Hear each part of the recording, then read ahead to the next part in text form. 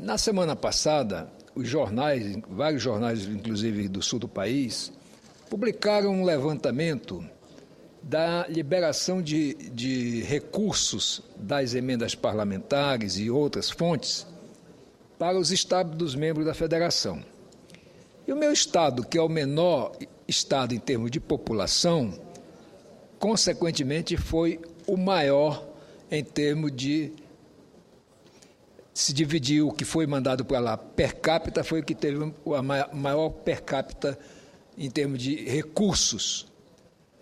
Poderia-se dizer, e eu até digo isso, que realmente é justo que se mande mais para quem mais necessita.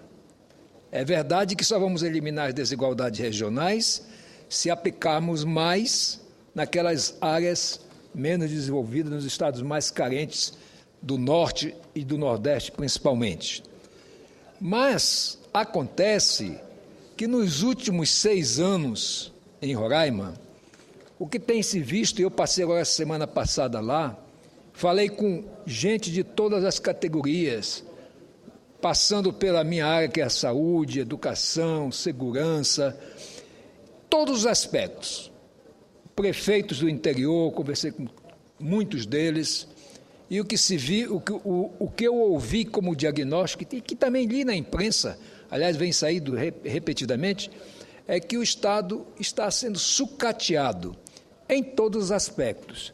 Na saúde falta tudo, na educação as escolas, algumas delas fechadas, outras sequer têm condições de adequadamente funcionar, porque ou não funciona aparelhos, ou porque o teto está desabando. A questão das rodovias, outro caos, as ruas da capital também. Então, na verdade, é de se perguntar o que está sendo feito com o dinheiro de Roraima de 2008 para cá.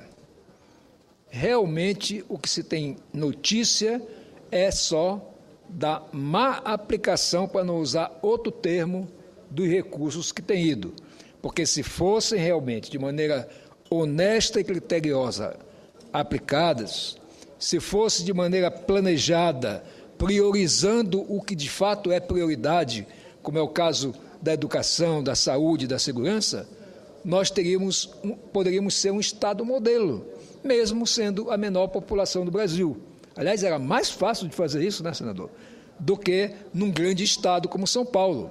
Mas, no entanto, o que se vê, o que tem se visto nesses últimos anos é isso, um verdadeiro desgoverno que não tem rumo, não tem planejamento e muito menos execução das coisas que poderiam levar a população a uma melhor qualidade de vida.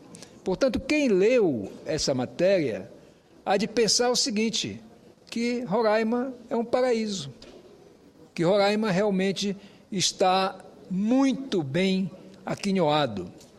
E, embora eu não entre no detalhe matemático de achar que, em termos de divisão pela população, o maior per capita de recursos federais, de emendas inclusive, sejam para Roraima, porque, repito, como amazônida, eu acho que há um equívoco muito grande do governo federal, não é desse governo da presidente Dilma, não, de um modo geral tem sido, é de realmente tratar a Amazônia como o quintal do país. A Amazônia, de fato, não tem investimento em infraestrutura adequada. Já visto aqui está o senador Quiralo de Rondônia. Por exemplo, Roraima e o Amazonas se ligariam ao resto do país pela rodovia BR-319, que liga Manaus à capital de Rondônia, Porto Velho. Essa estrada foi construída, asfaltada, durante o regime militar. De lá para cá, ela foi abandonada aos poucos, e aí entraram com ONGs, através de proibições ambientais, não sei o quê. Resumo é que o trecho do meio dessa estrada hoje praticamente não existe, o que dificulta, sobremodo, o transporte de gênero de primeira necessidade do Amazonas para frente e os que o Amazonas precisa. E nós Por tabela, fica o Amazonas desligado do Brasil por via rodoviária e Roraima fica também, porque a nossa única ligação com o resto do Brasil é com a rodovia que nos une com a capital Manaus. Então eu fico muito triste de ver que seja essa realidade, do ponto de vista claro, da situação do meu Estado.